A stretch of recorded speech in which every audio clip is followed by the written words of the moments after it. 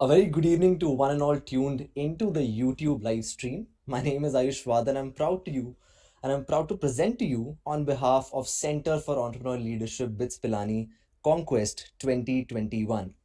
Conquest, which is in its 17th edition this year, started as a business plan competition in BITS Pilani and has now expanded into India's largest student run launchpad. As part of the top 15 stage of this year's edition, Conquest is organizing a host of panel discussions, fireside chats, and AMA sessions. Before we get started, I'd like to take a moment to introduce myself. थोड़ा ही time लूंगा. I'm an alumni of BITS Pilani and I'm also an entrepreneur. I am running a creative tech studio and of course I'm a content creator just like our AMA session guest today, which is Ankur Warikoo. Incidentally, he was also the first client of my company, Owl, and has become more of a mentor to me and a friend to me than a client in the last few months. Without further ado, I'd like to kickstart today's session. Our guest needs no introduction. Matlab, everybody, I saw a meme once that Variko put that a Spider-Man was looking into the wall, that everywhere I go, I see Ankur Warikoo. He's a fellow content creator. He's also a very well-established investor, mentor, and a motivational speaker. Founder at Groupon India nearby, and my very, very close colleague, it is my pleasure to call upon Ankur Warikoo. Thank you so much, man. Thanks a lot. Thanks for the really warm introduction. It's such a joy to be engaging with you in such a formalish setting because we are used to a very informal banter of sorts. But pleasure to Yeah. be here. I had no idea that this is the 17th edition of Conquest. That is remarkable. It's like seriously remarkable. I remember getting in touch with Conquest several years back when I was part of Groupon. And back then, it was so immaculately organized and executed. But the fact that you've been doing it for 17 years, fantastic. The students are always really, really excited. And, our admin has always been really pushy towards the startup culture. And I think BITS has developed a very unique name for itself in the startup community. And Yeah, I'm really, really proud to be a part of that community. So the credit is due to everybody who is part of this college. true, man. Absolutely. Right. But that was really insightful. I think now we can finally move to the MA session because people are really eager to ask a lot of really, really cool questions. Now, these questions have been compiled from Twitter, LinkedIn, Instagram, wherever we could get any kind of audience which are interested in entrepreneurship. And again, these questions will be going live on YouTube. So if there's any other question that you have, you can always put in the chat and we can pick up those questions from there. Super. Ankur, can we start with the questions? Absolutely, sir. Super. Just give me a second.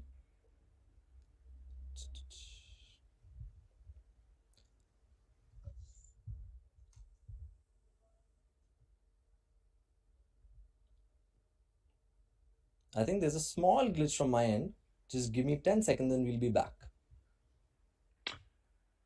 Nothing compared to what I was going through. Don't worry about it. Right. Okay. We can fill it with some banter. Ankur, how are you doing? Are you safe during these times? I know, yeah, I know. Generic question. I am. It's a great time to be an entrepreneur, but we will talk about that. Superb. So the first question is actually asked by Saurabh Goel. His question starts off as an entrepreneur, what should be my first step if I have an idea for a startup? And what are some of the most important lessons that you should emphasize on when you're a nascent entrepreneur? That's a good question to kick off, Saurabh. Um, I'd actually push back on the idea front and take you a little step backward, which is before you even conclude on the idea, sort of make sure that you're in the right market. Now, what do I mean by the right market?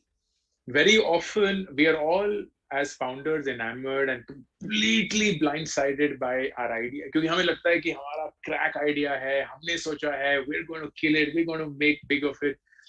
But the truth is that the market size and opportunity determines a large part of the success of the startup eventually.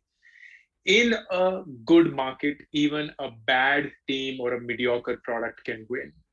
But in a small market, irrespective of how awesome your product is or how kick-ass your team is, you will struggle.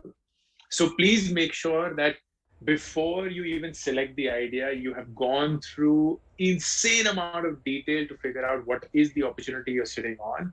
If you intend to raise funds for this startup, then make sure that that idea is sitting on at least multiple billions of dollars of potential, not even hundred millions of dollars of potential, because no investor would put in money if they know that this is lesser than a few billion dollars here and there. Once you have decided on that idea, the next big thing is to gather a team around it. You may have a team up front, but I think the first few members, even asking the question of whether you need a co-founder or not, these are very important questions to ask. सब लोगों को लगता है कि दोस्तों के साथ party करेंगे, स्टार्टअप करेंगे, and बहुत मजा आएगा. But we very rarely go deep into what kind of a decision should I be making when I think of the co-founder. Do I even need one? And if I do need one, what kind of a person do I need? What kind of skills should that person bring in? What kind of values should that person have? What kind of ideas should that person have? And that determines whether you need a co-founder, and if yes, then what kinds. And the first few team members. Don't go by familiarity. Don't go by only skills. Ultimately, if you have a method to work with the team, you bond well, you have this chemistry that works where it is untold what needs to be done. Everyone has a high sense of ownership. Trust me, you will beat even the most skilled team who don't get along. So the best thing you have to do is find people that you would genuinely love to work with. क्योंकि शुरू शुरू में तो बहुत फटने वाली है, बहुत हालत खराब होने वाली है. Nothing is going to go as per plan. So what you need is a set of individuals that you can have fun with, that you can confide in with, that uplift you when you are down, and you can do the same when they are down, because that is what matters. Funding, MVP, all of that comes much later, can take time, but selecting the right market and selecting the right team around that market, these to me are the first few steps. I remember when we first talked about startups back in September 2020, you told me two very important things, and I could summarize this answer that similar value systems with your co-founder and team and complementary skill sets. And these Exactly. two things have stayed with me throughout my startup journey. And I also remember you explained the market cap example in a very interesting way, that it's always good to have small portion of a huge pie than to have a big portion of a very small pie. So really, really insightful answer. In fact, the next question is something that I personally am not sure if struggling is the right word, but definitely confused and conflicted.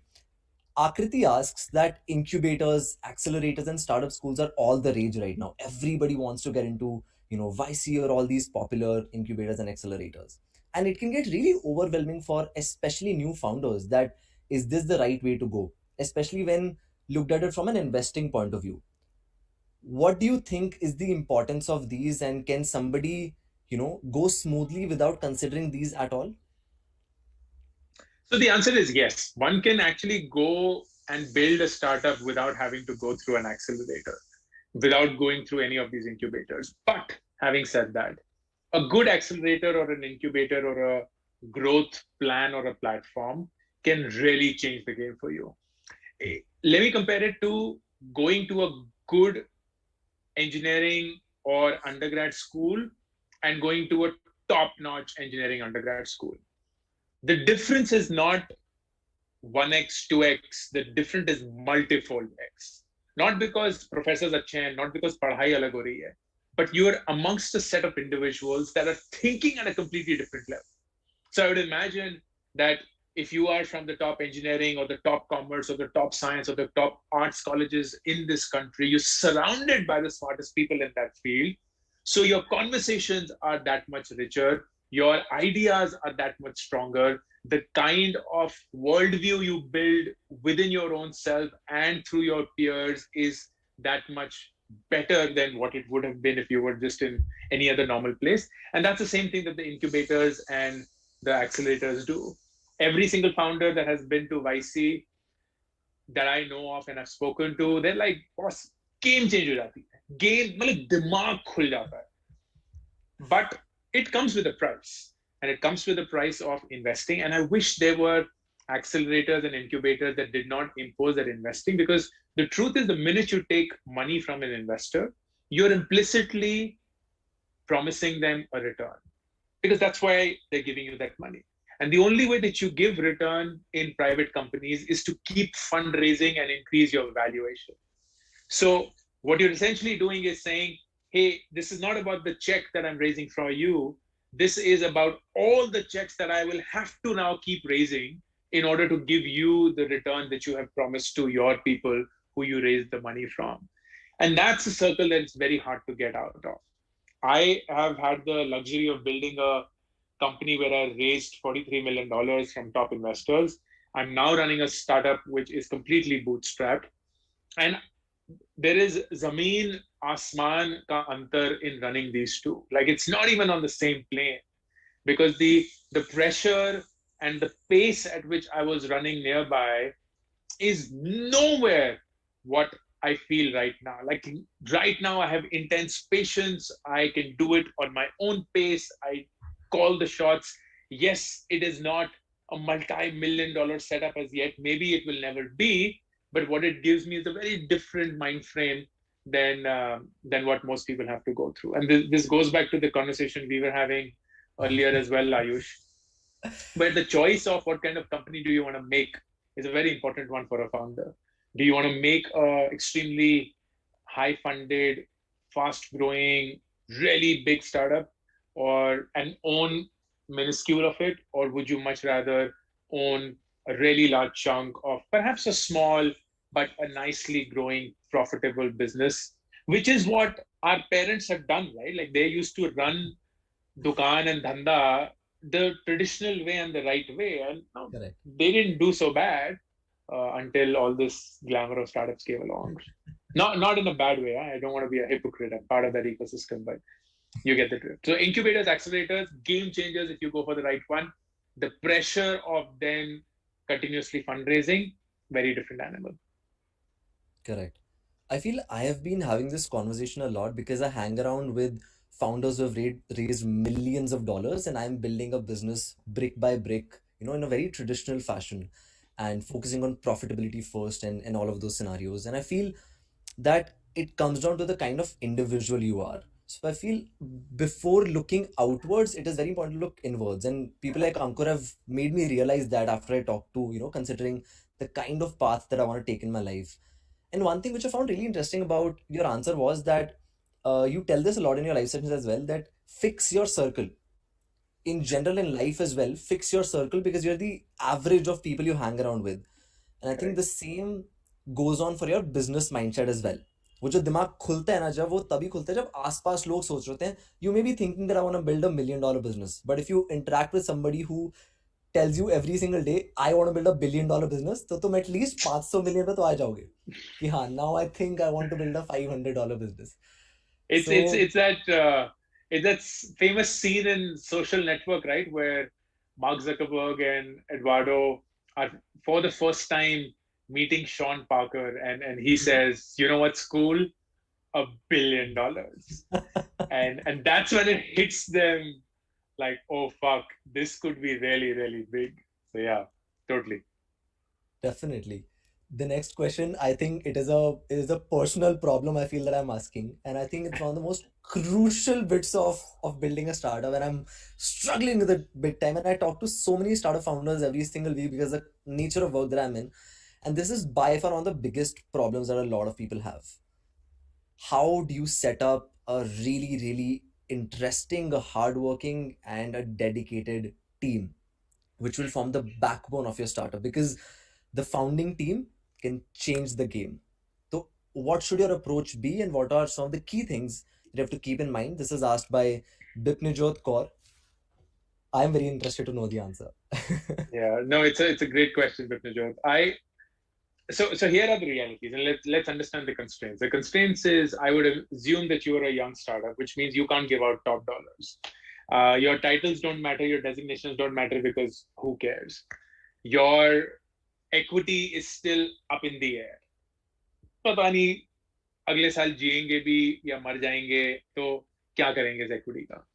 So, on all practical terms, there's nothing, frankly, that you can offer someone that any of the other startups that are even remotely well funded, forget obnoxiously funded, can't afford. So, your competition, and of course, talent is talent, and with the post-COVID world, if we have at all entered that, it is seamless, right? There's no boundary, nothing. Someone sitting in Bhagalpur could be the best software engineer in that part of the country and may get hired, and everyone in the world will be looking at that talent. तो ये नहीं है कि अब location specificity है या कुछ ऐसा है. Now in that term, there are only a few things that you can do. And at least that's what worked for us at Nearby, because we were under the same constraints where we were funded, but we were not as funded as our competition. We had a brand name, but we didn't have a brand name as big as our competition. We had ESOPs, but they were not as yet as attractive as our competition, and so on. We centered ourselves on three things. Number one, we centered ourselves on creating an employer brand or an employee brand, whichever side you want to look at, very early in the game.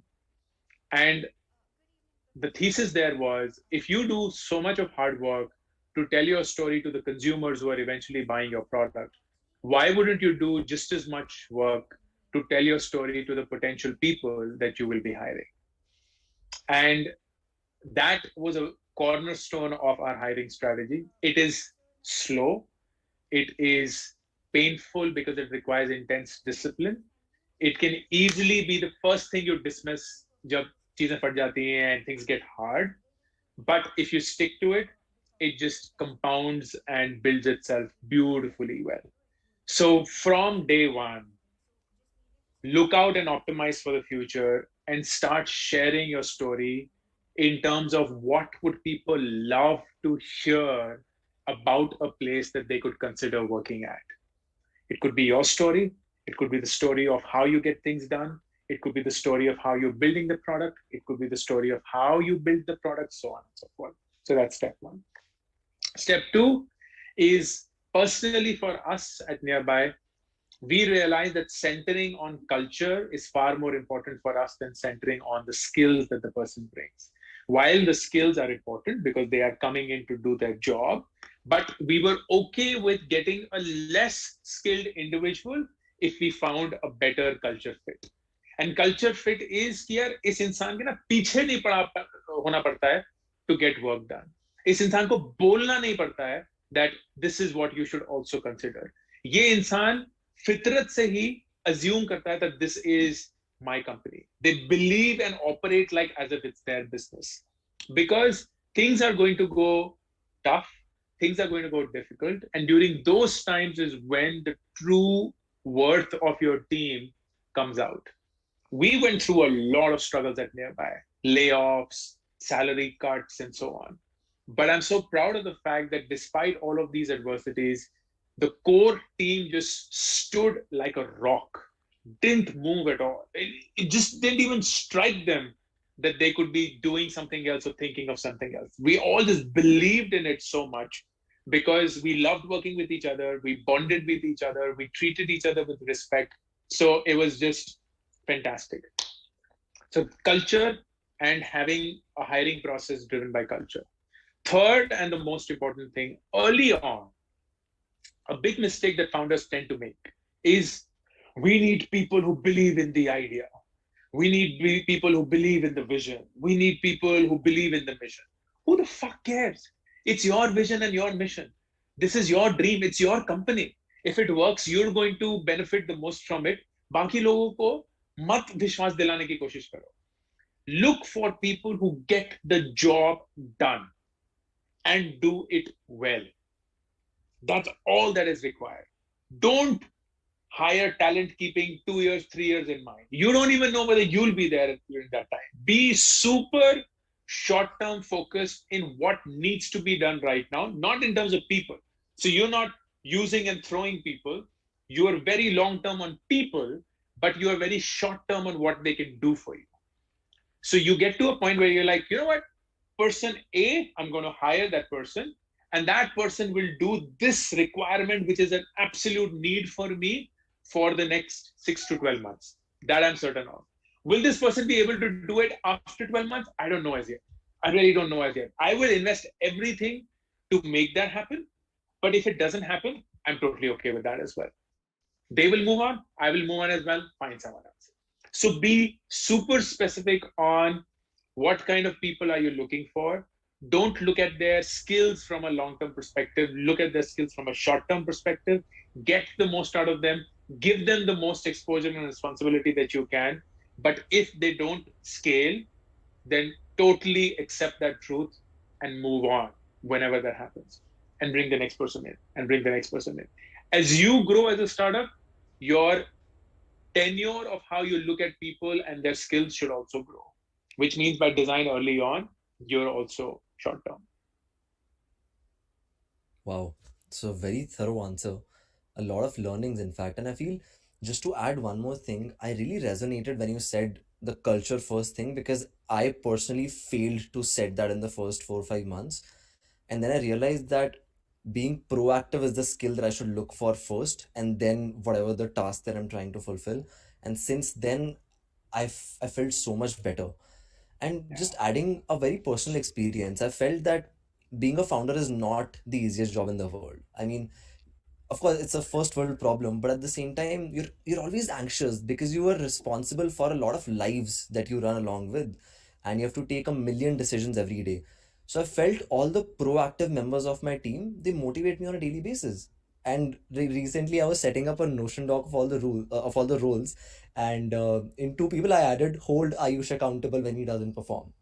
So and I realized all these proactive people just end up energizing me when I am feeling low, which I think happens really often in the startup journey, because there are wins and losses every single day. So thank you for giving such a detailed answer, because I think I can see it being I can see myself applying all these rules and ideas in my startup journey as well. And yeah, I mean, thank you so much. Moving on to the next question, and it's a question by Varad, then a very, very valid one, in fact. I'm going to just read this out because this question is so very well drafted. Entrepreneurs often get completely wedded to an idea and become so possessive that they fall to see when the idea is failing or when their strategies are not working. People get too attached to their idea. This can result in a confirmation bias to take over. So, what would your suggestion be for young founders, especially young founders, to avoid this? Because this could be a huge mistake and see outside of their bubble. So this is a classic problem, and I will expand this not just to startups but to life in general. Every one of us has a blind spot and have multiple blind spots. We fail to see the world through the lens that we have. And these lenses that we have, because of our biases, because of our past experiences, because of our perceptions, because of our conditioning, they get deeper and deeper and deeper, get more and more entrenched. And that's why the blind spots become more visible in terms of, or more stark rather, in terms of how we just do not see them at all. And the only way to encounter that is, one, of course, to be aware of it, but by definition, it's a blind spot. You're always aware, but you can't see it. In my opinion, is to surround yourself by people who cover those blind spots for you. And that starts with an awareness of what the blind spot is. And then it ends with the identification of who in your world can help you cover that blind spot. So here's a good example. Most founders, especially tech founders, are super shitty when it comes to finance. They struggle. And it's not about bookkeeping, it's not about accounting, but it's about cash flow management, which is a very important part of running a startup. It is about proper capital allocation. Where should money ideally go? When? Why? In what quantum? And it's quite likely that even if you know what the dynamics of this are, you just do not have the aptitude and perhaps even the intent to do all of that. And that means you should go and seek out your CA friend or your CA uncle or your CA someone who can help you cover that and call out your bullshit, or at least advise you objectively around what is it that you're unable to see. And this is true for life, as I said. We all have blind spots, whether at work, whether in relationships, whether outside of it. And it always helps to have an advisory board around you. And when I say this with a lot of caution, because startups may, I get approached dime a dozen startups to join the advisory. And my only question is, what do you want from me? And it is baffling how many people do not have that answer. उनको सिर्फ ये लगता है अंकुर वारिकू है या कोई भी और है, वो एडवाइजरी बोर्ड पे आ जाएंगे तो कुछ तो जादू हो जाएगा and everything will be sorted. But that's not how it works. If you do not know why you are getting this advisor or this mentor or this board or this coach on board, then you will always just put them on some random pedestal and expect them to weave some magic wand and fix things when they're incapable of, because they might have the same blind spots that you do. So form this council in your life, for your work, for your personal life, for anything else. And that council should just constantly call out your bullshit, be objective, not say yes to you, but to genuinely challenge you, provoke you. And if you have that, then I think that that's the best way for you to not fall in love with your idea, but always have someone who's keeping you accountable. That makes sense. In fact, last week I was taking a bad decision. There's no bad decision, but a supposedly bad decision, and Ankur very well called me out, and that helped me pivot myself a little better. I have a couple of micro questions.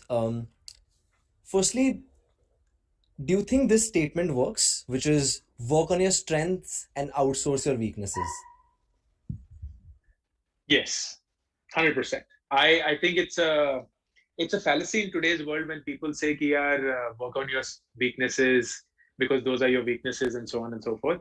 The truth is that you have strengths, and by definition, those strengths put you ahead of the crowd. So the more you work on your strengths, the likelier you will always be ahead of the crowd. But when you start from your weakness, you will always start from a point behind. Having said that, I have always maintained a point in life which has helped me a lot. And that is, forget about your strengths, forget about your weaknesses.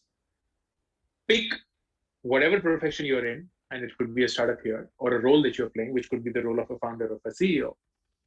And ask yourself, what are the essentials, the non-negotiables that a person needs to have to be good at this role? And then the truth is you have no choice but to be good at all of them. Like, it doesn't matter what you have, because that's a very inward way of looking at things. But the outside in way is, here's the role. The role is of a founder. The role is of a CEO. The role is of a CTO or CTO. The role is of whatever else that you're playing. What are the non-negotiable essentials that are required for this role to be deemed successful? And you have no choice but to be good at it. So a good example of this is, say, someone like a Sundar Pichai. When you look at a Sundar Pichai and when you actually track his journey at Google, you'll see that this individual is this super smart but introverted kid who gets out. All that he loves to do is just do software, and he does a great job at that. But suddenly he's now in the public eye, and he needs to now become someone else to be good at that role. And at that point of time, he has two choices. One is, okay, here are my strengths, and I'm going to play to my strengths, which is build software, build software, build software, but that will only take me as far. Or two, if I really want to play the role of the CEO of Google, then I have no choice but to be good at everything that the CEO of Google requires, which is storytelling, which is being comfortable with public speaking, which is being able to present, which is at times showing aggression, which is taking hard stands, which is confrontational, which is being maybe at times an asshole, which is, of course, building great software, but it is also understanding the business of it, getting into the deep finance and the economic sense of it. Most of which I'm assuming someone like Sundar Pichai is not adept at, but he has molded himself to get to that point. Or you look at Mark Zuckerberg, his earlier interviews, he's like this super nervous kid who hates to be in front of crowds, who just isn't comfortable speaking. And now look at him, irrespective of what he's talking and the content, but that guy has molded himself to become worthy of what it takes to be the CEO of a very large publicly listed company, now $1 trillion one. So I think we have no choice but to become good at whatever the role mandates, irrespective of our strengths and weaknesses. And that's what we sign up for. Right. And you said something about founders reaching out to you without knowing where they need help. And I'll just quote you in the same scenario. There are two ways you can approach for help. You just ask somebody to help, or you tell them that this is where I need help. This is how far I've progressed in my journey, and I've tried XYZ things. And you explain this with a very nice example कि चलती गाड़ी को धक्का मारने कहीं लोग आ जाते हैं बट रुकी हुई गाड़ी को धक्का मारने बहुत कम लोग आते हैं and it has stuck with me since then कि अरे हाँ यार like if I am approaching somebody for help I'll tell them कि मैंने 10 चीज़ें try कर ली हैं and these haven't worked. What do you think could be the 11th thing? Exactly. Let's move on to the next question. बहुत interesting है. And I remember us having a conversation and I hope you remember. This is asked by Aryan. What is your take on individuals taking industry experience from MNCs and other corporates or other startups, understanding their methodologies and ways of working, thus utilizing that knowledge to make your own startup? Or people who start afresh from colleges or even in college? Yeah, I don't think either of these is a bad idea or a good idea. And I wouldn't stereotype and I definitely wouldn't put it in boxes. I find merit in going through experience and learning at the expense of others, because why wouldn't you do that? If you go through it yourself, you're bound to make a lot of mistakes. Some of them may be fatal, some of them may end up just such irreversible mistakes that you may not even have your startup anymore.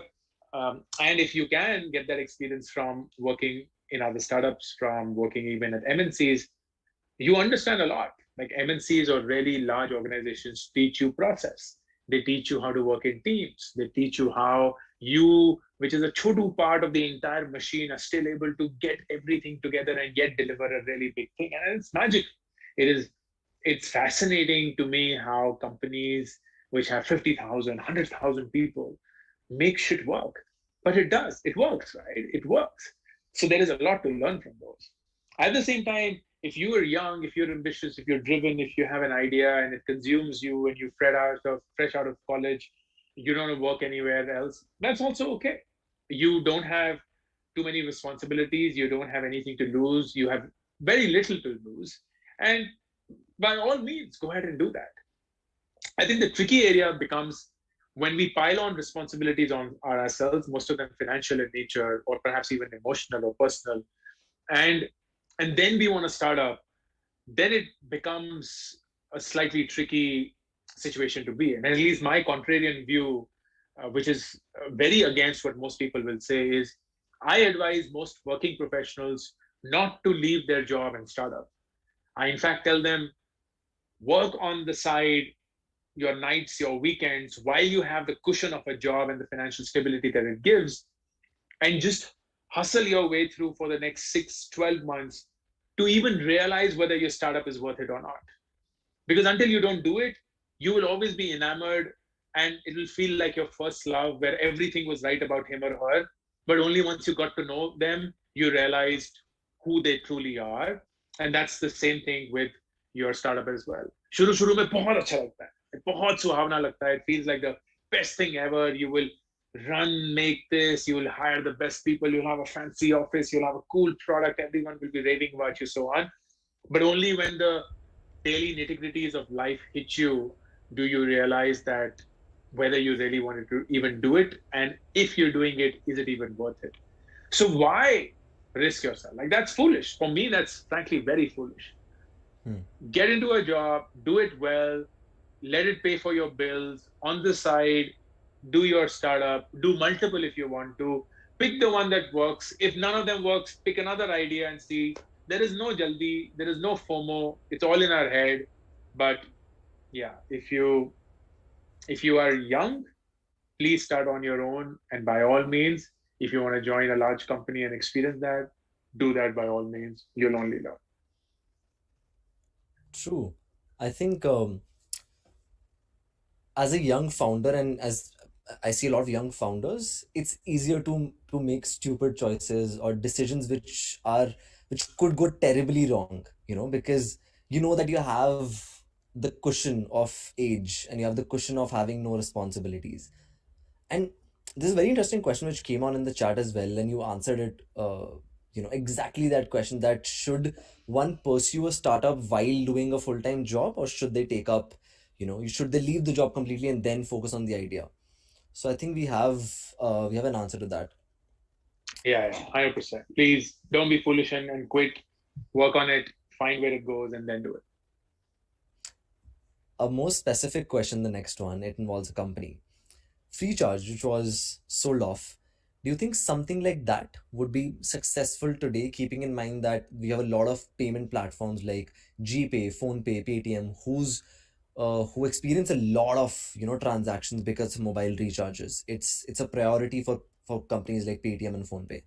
And does it have something to do with Freecharge offering rewards that are more worthy than its competitors? Do you think it'll work at all? Like, what's your take on this? I feel in general the entire couponing business is, in my opinion, not sustainable.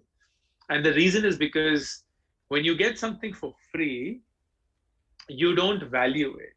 And what I mean by value is it translates into a very important business metric, which is the percentage of redemption.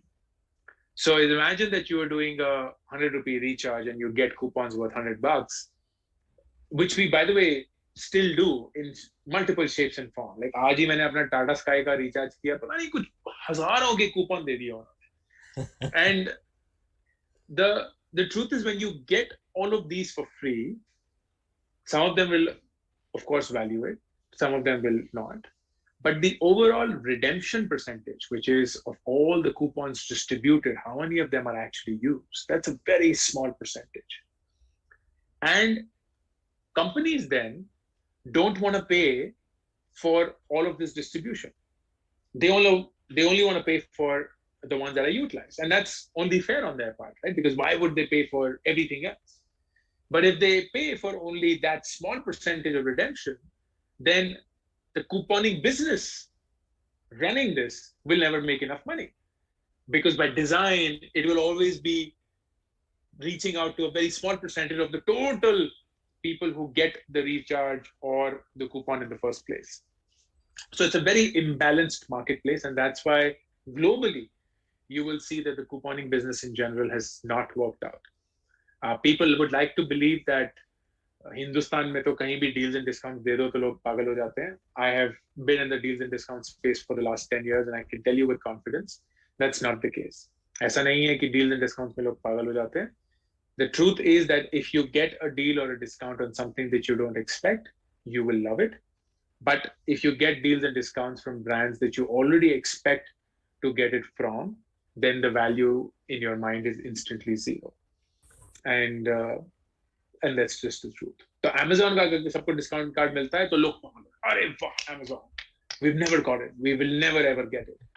But suddenly अगर आपको किसी ऐसे store का discount मिलता है जहां आपको वैसे ही डिस्काउंट मिल जाता है, then you'll be like, okay, good enough, but fine. Fair point, fair point. I remember there's also one more very interesting thing about pricing that you told me, that especially in the early stages of a SaaS company or people who are selling products, if you want to get some data by distributing that product for free, never say that it's available for free. Say that it's available for 0 rupees and show them the original value, so that there's some precedent said that this is the value that we are giving you for. Otherwise, people will attach that the value of this product is free. Else, they'll attach that the value of this product is this X rupees, and you are getting this for free because this is a promotional phase, or it's a data collection phase, or whatever. Exactly. It has to be a limited period opportunity, and people should value that, and you need to be true to it as well. Like if suddenly people realize कि ये तो बोलते हैं कि promotional है लेकिन पिछले 1 साल से चल रहा है, then also it gets dismissed. But if you're true to it, then people will believe you, and if people believe you, then it will work. I've seen a lot of people have this for like a year, 2 years, in fact, because there's also that fund of creating urgency through discounts. Ki purchase it before, it's 24 hours, and then you see the same 24-hour timer running every single day. So it's a little tricky. The next question I think is really interesting in your context because you are heading towards the education industry. You have a lot of courses, you are teaching people both on a paid basis, on a free basis. You provide a lot of value to people on the internet. What do you think is in general the future of education in India heading? Is it more tech based or is it more interaction based? And when you say tech-based or interaction-based, is that the difference between an online as against a real world or an offline setup? I think more than that, both of them could be online, but an interaction based software could be helping people take quizzes. That's also part of the Got it. education system. Got it. But Got it. interaction could Yeah, be an academy kind of stuff where people come, there's a sure. tutor interacting with the people. Yeah. No, I genuinely believe that one, the future of education, irrespective, not just in India, but anywhere, is 100% online. And it's the next decade is going to be, I think, the best decade for education in general because students for the first time will have access to the best faculty in the world in a manner that the best faculty is available. Until COVID happened, the best faculty was only resident to the best universities or the best colleges. And rightfully so, because they were getting the best students in there. But now, since everyone is location agnostic, the professors will or the instructors would also want to go out and teach irrespective of where they are and address a far larger crowd than what they were in a classroom setting. So that's for sure given. I also feel that it will be, in my opinion, a combination of self-paced learning with live clarification and interactions. I don't feel that teaching live is a good idea. That's just my personal opinion because everyone has a different learning curve and everyone has different modes of learning. Some people learn better by seeing, some people learn better by reading, some people learn better by listening, so on. So, how they learn should be left to the student. But once they have the ability to interact with the community or with the instructor, should be then real time. So, the way that at least I deliver my courses is a lot of pre-recorded content which is on demand. They can watch it whenever they want to, they can watch it however many times they want to, and then live interactions where we don't go through any content, we just go through a Q&A like this. And Right. that, in my opinion, adds a lot of value to the community or the cohort. I don't know whether it is interaction based or any other way, but at least that's the way that I would imagine it to be. 100%. I don't think 10 years ago anybody would have thought that they'll be learning chess from Vishwanathan Anand. I mean, Exactly. that's that's a revolution in itself that now you can be connected to anybody in the industry. Even if like you as a founder, if you would have gone out to teach, you could only have managed a group of 50, 100, 500 at max, and that would have been really really taxing because you'll be investing a portion of your time, but now it's distributed on a much larger scale. I'm really really excited for this journey. Darshil has asked a very very interesting question, and I think I know the answer that you'll give to this, but I'll still speak it out. Which part of the startup journey do you enjoy more, building a product and getting it validated by the initial customers, or scaling it once the validation is there? I think building a product for me personally is what I enjoy.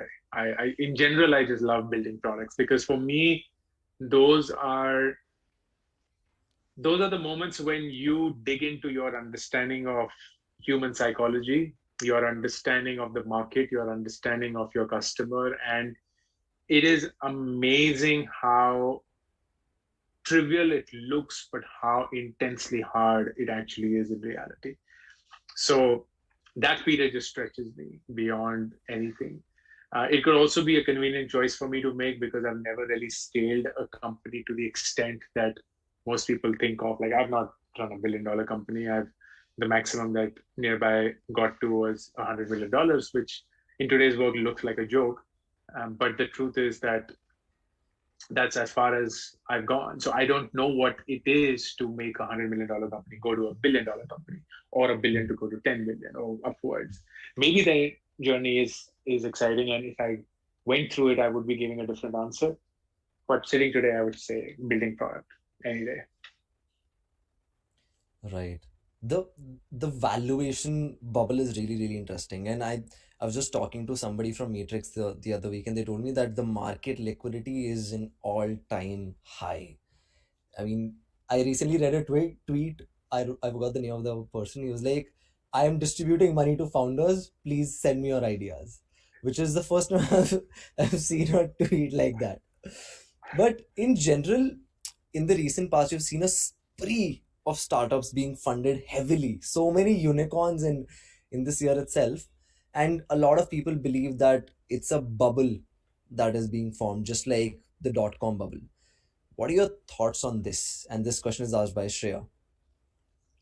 Um, I definitely feel that there is overheating in the market and that the valuations are crazy and they're not justified.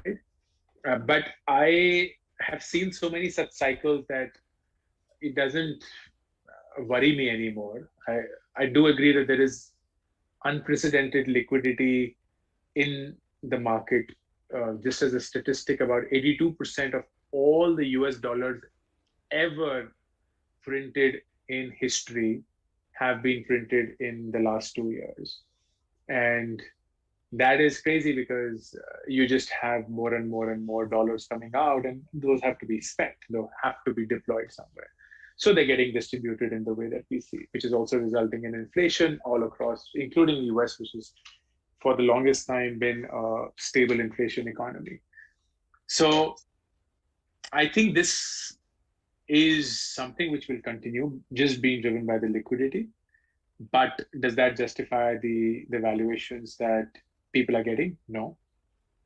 The only thing that it tells us is that there's enough and more money, but there aren't enough and more ideas to have that money deployed.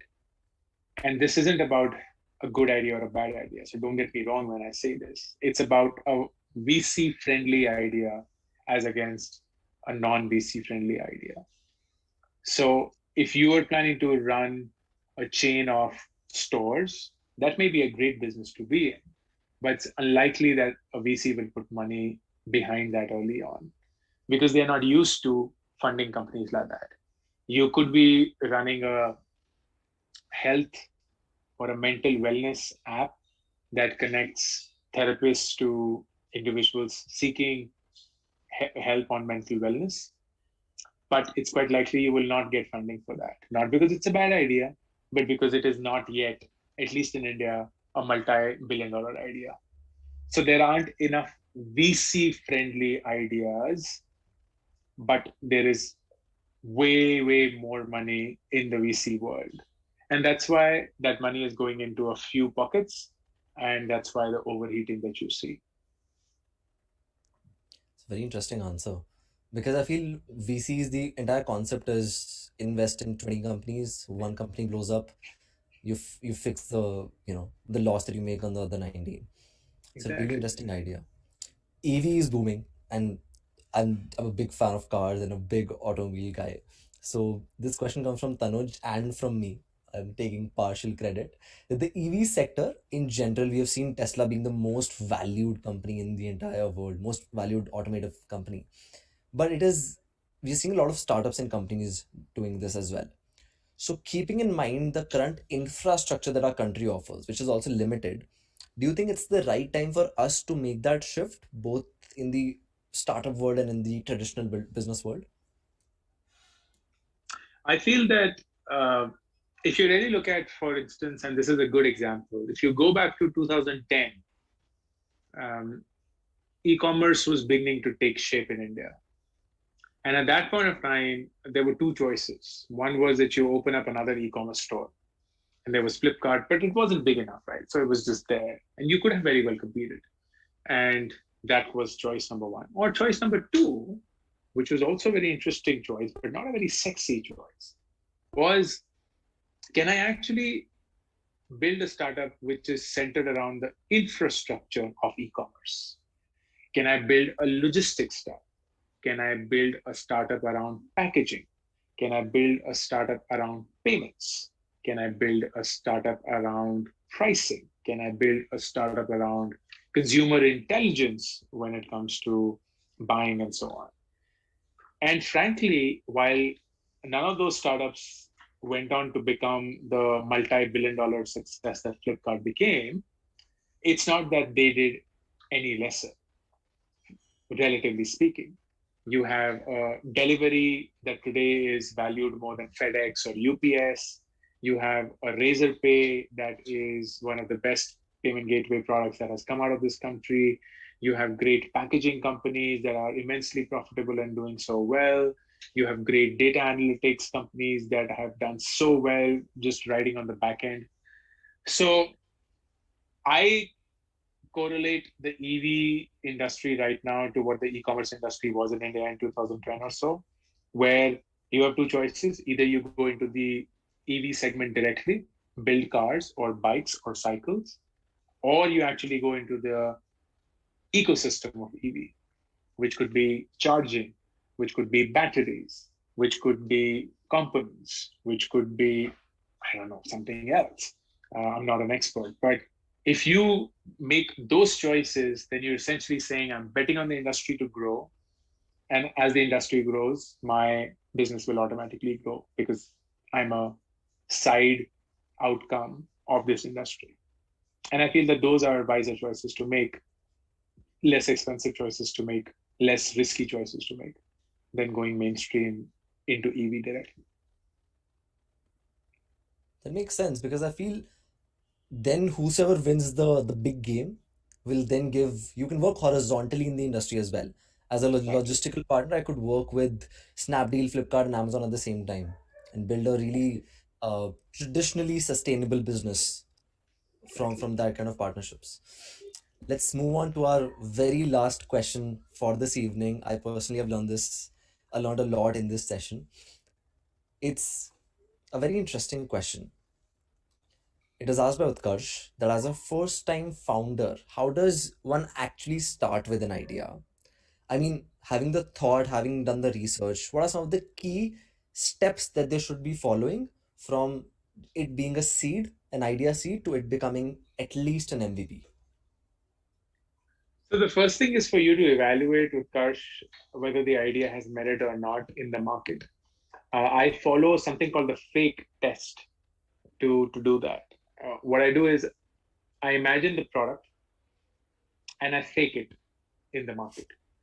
So let's assume that you're trying to build an app, and let's say that app is say a photo app, whatever it is, a photo app, and you don't know whether this idea has any merit or not. It's just in your head. You like the sound of it, but God knows how people will react to it. So here's what you do: you pick a domain name. It costs like $250. With the domain name, you'll get a landing page for free. In that landing page, you will actually create the landing page for the app. You will go on Figma, Canva, whatever suits you. You will build out the visual identity of that app just as rich as it would be if it were real. You'll show screenshots, you'll show demos, you'll show walkthroughs, whatever it is.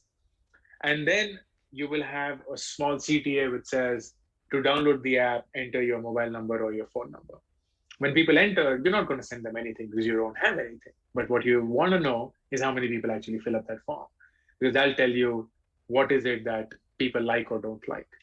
If you feel like it, you will go and also subscribe to Hotjar, which is a heat map product. So as people browse your page, it tells you where do they spend time, what is it that they're actually reading, what is it that they are browsing or trying to move their cursor to. So it gives you a wonderful idea around what is seemingly important to people when they browse that page.